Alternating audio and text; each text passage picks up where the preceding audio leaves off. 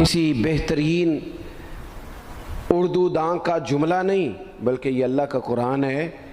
فرمایا مشکل میں تم ہو تو گراں میرے محبوب پہ گزرتا ہے۔ حضور تو جلدی کرتے ہیں تمہاری بھلائی چاہنے میں، کیوں؟ رشتہ بڑا گہرا ہے۔ النبی اولیٰ بالمؤمنین من انفسہم، فرمایا یہ وہ محبوب ہیں جو تمہاری جانوں سے بھی تمہارے زیادہ قریب ہیں۔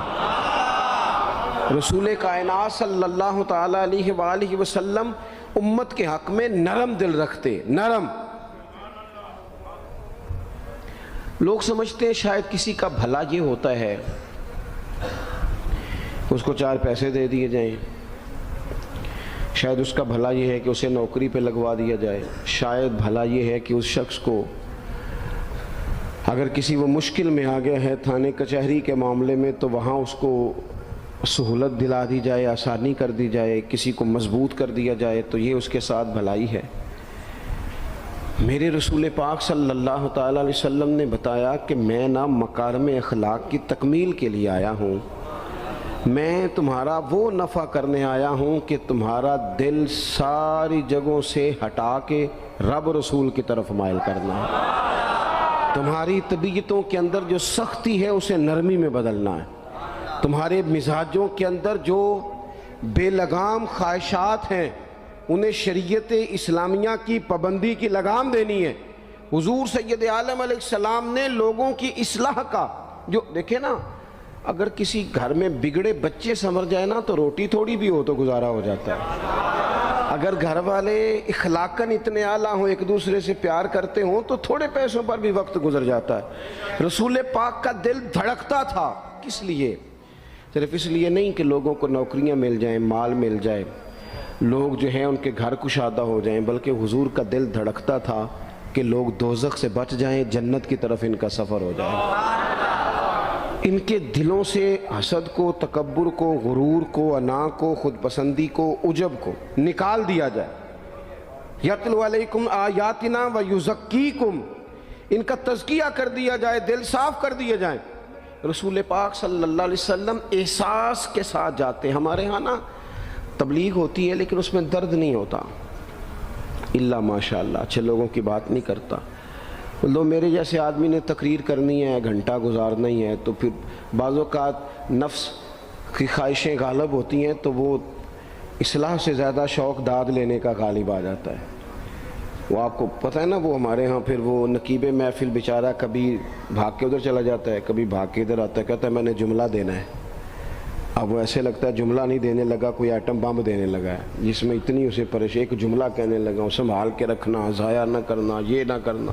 وہ تو جملہ رہنے دے، تو آیت دے ہمیں کوئی قرآن پاک کی، تو ہمیں کوئی حدیث پاک سنا، تو اس حدیثی بات کر، یہ تو مطلب۔ اور پھر وہ داد کا اتنا شوق کہ جب تک سارے ہاتھ نہ کڑھیں، جب تک شمال جنوب والے نہ بول پڑیں تب تک بات نہیں ہوگی۔ یہ کیسی بات ہوئی؟ اصلاح کے اندر تو آپ کا درد آپ کی زبان سے زیادہ اثر رکھتا ہے۔ اقبال کہنے لگے کہ بات جو دل سے نکلتی ہے اثر رکھتی ہے، پر تو نہیں، پر طاقت پرواز مگر رکھتی ہے۔ وہ تو اڑتی ہے، وہ تو اس کی تو پذیرائی ہوتی ہے، اگر بات دل سے نکل رہی ہے تو۔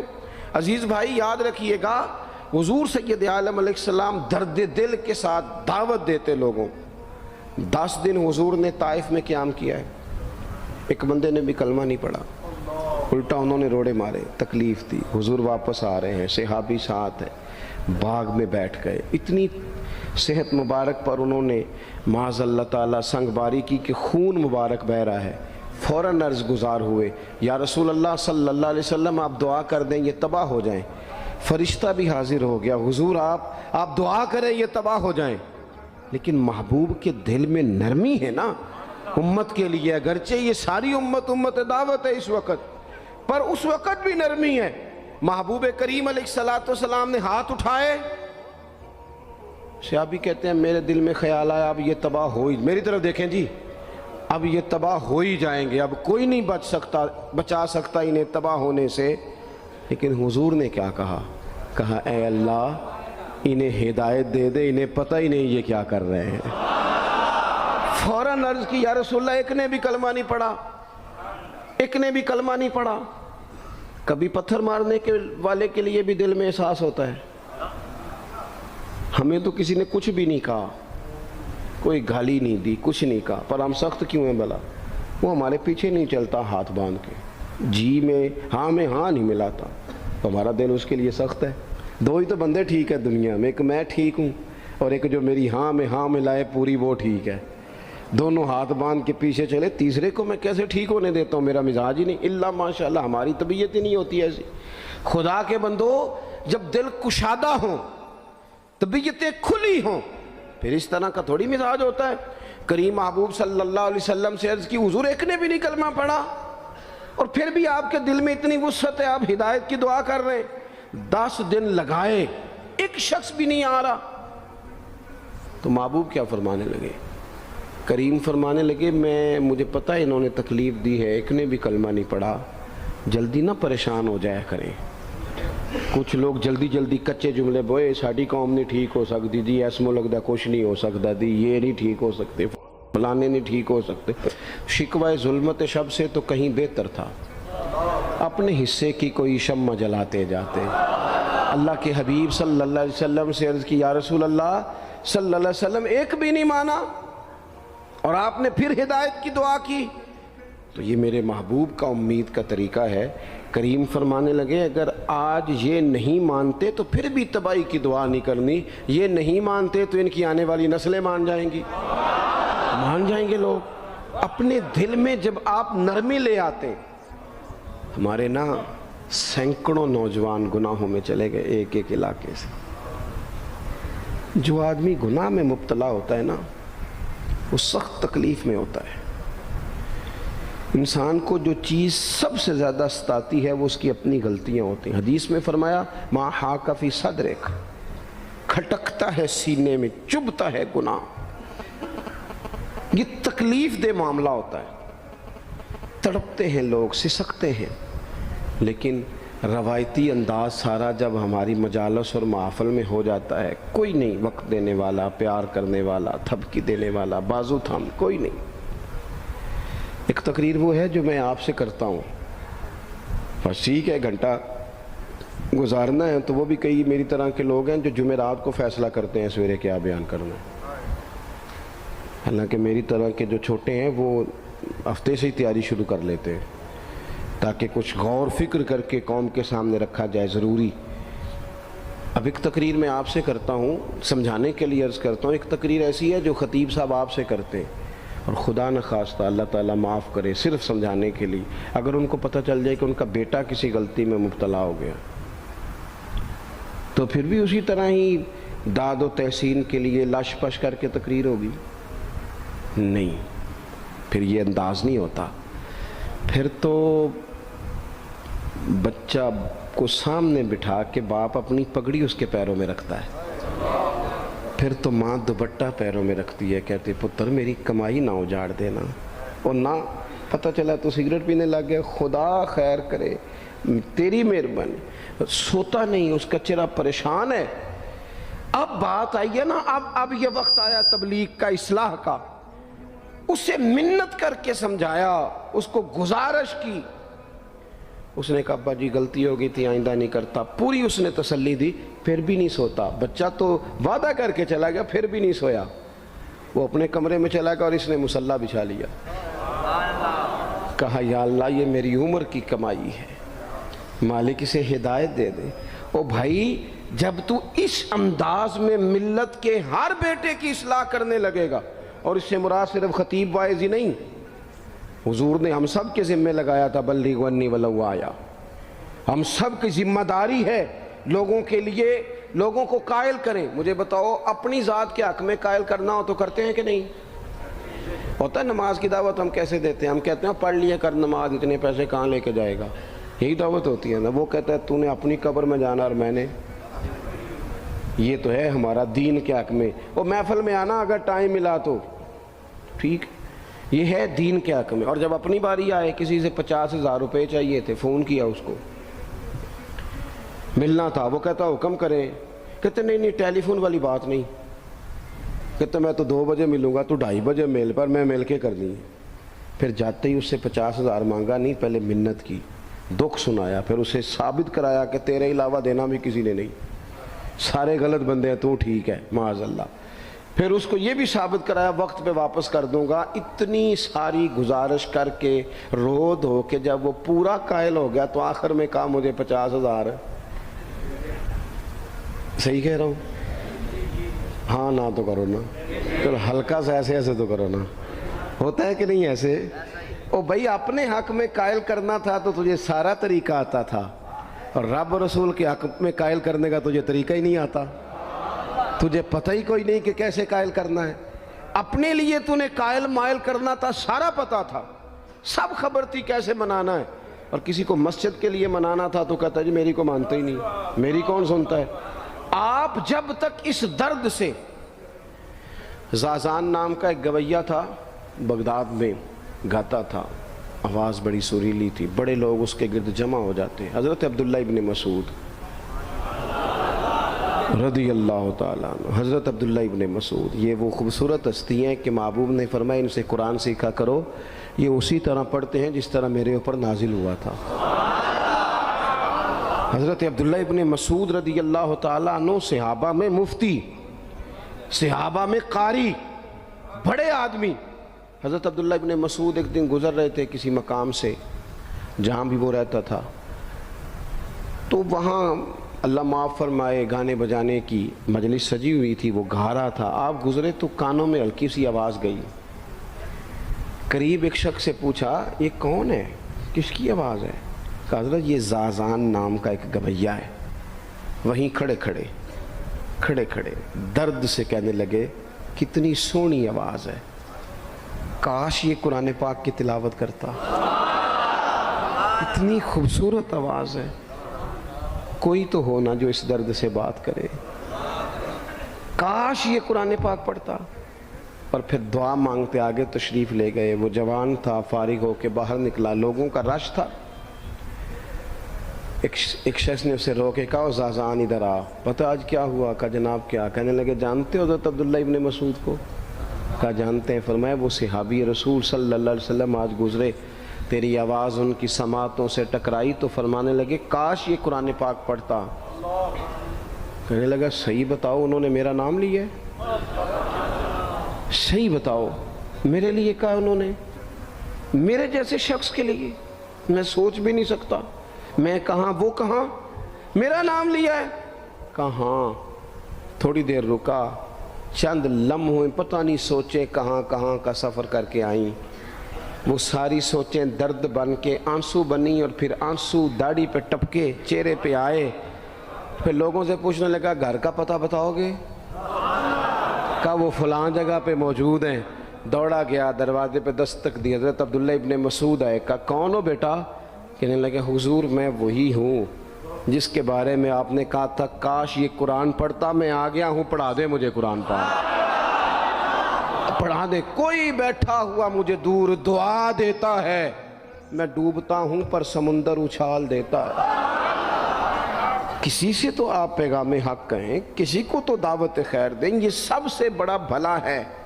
اگر کسی بد اخلاق کو با اخلاق کر دو گے نا، اس کی بیوی سکون میں آ جائے گی، اس کی ماں آرام سے سونے لگے گی، اس کا باپ کہے گا وہ حد ہو گئی، میرا پتر ٹھیک ہو گیا ہے، تمیز سے بات کرنے لگا ہے۔ بچے پریشان ہوتے ہیں، بچے، میں بیٹھا تھا کھانا کھا رہا تھا گھر میں، تو میرے گھر والے کہنے لگے مدرسے کا کوئی بچہ باہر ہے بڑا سخت رو رہا ہے۔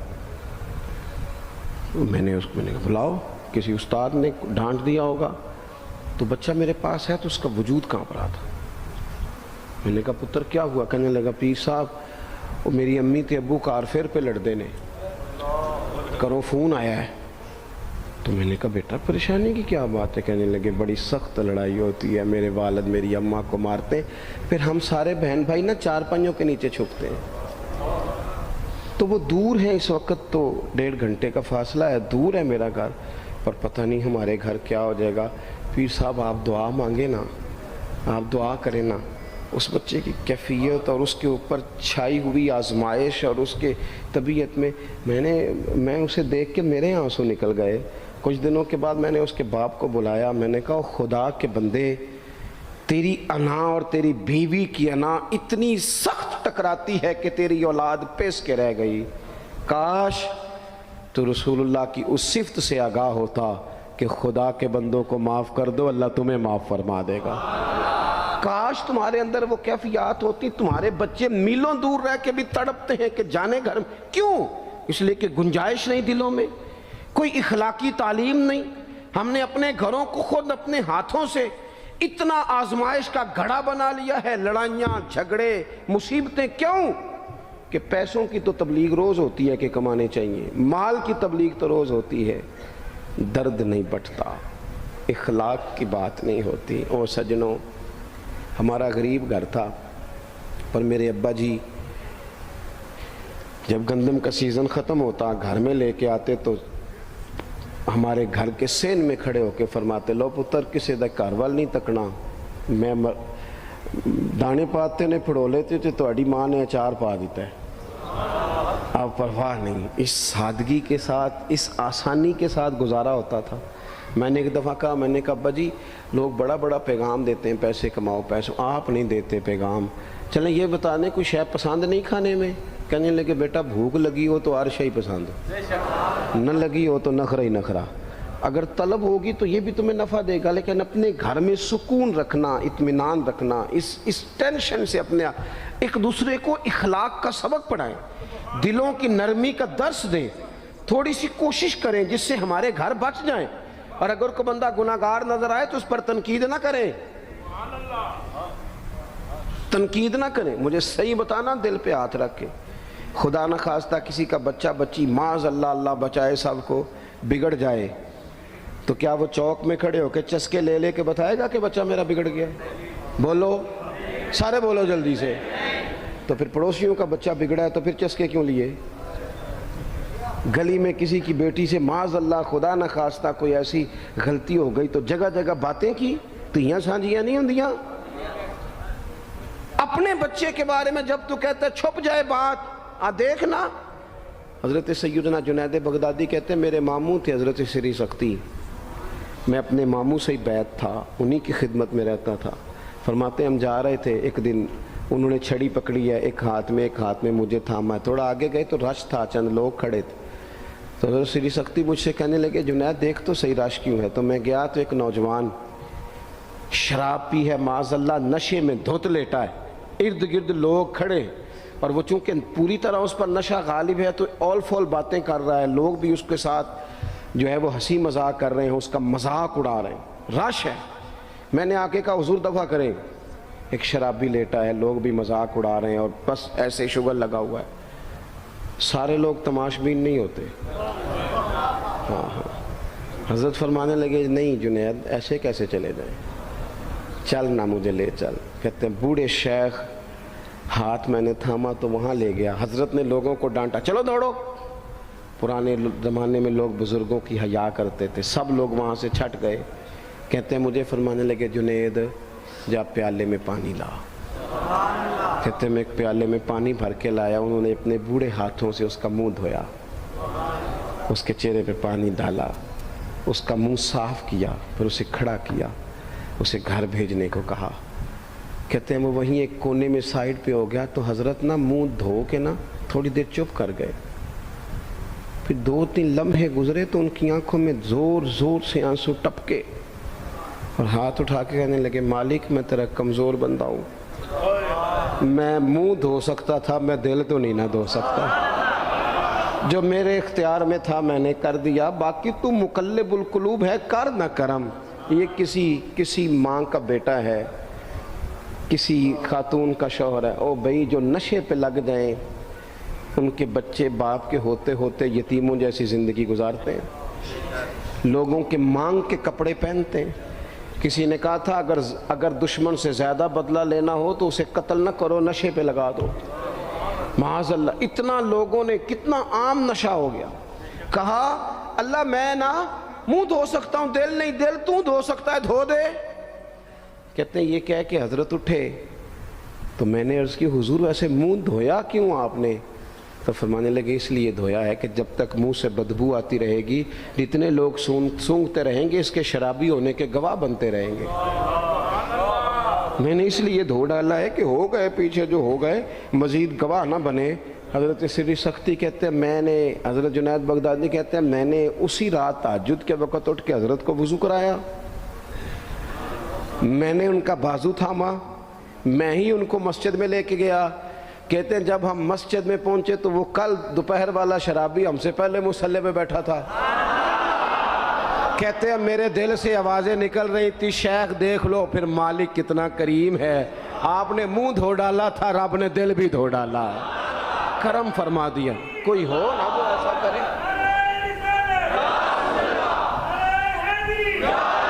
آؤ نا سنگیوں ملیں، ایک دوسرے کا منہ تو دھونا شروع کرے نا۔ آؤ نا ایک دوسرے کو یہاں تک وضو کا پانی تو فراہم کرے نا، کچھ تو خیر تقسیم کرے۔ اخلاق کی تربیت کا میں دیکھتا ہوں ہمارے وطن میں اضطراب ہے، بے چینی ہے، اس طرح کا ماحول بنایا گیا ہے کہ لوگ ایک دوسرے کے حق میں سخت ہو گئے ہیں، مزاجوں میں تلخیاں ہیں، لڑتے جھگڑتے ناراض ہوتے لوگ، بگڑتے کوستے ڈانٹتے شکوے کرتے لوگ۔ شکوہ جو ہوتا ہے نا یہ بندے کو بے چین کر دیتا ہے، شکر بندے کو سکون میں مبتلا کرتا ہے۔ شکوے آزمائش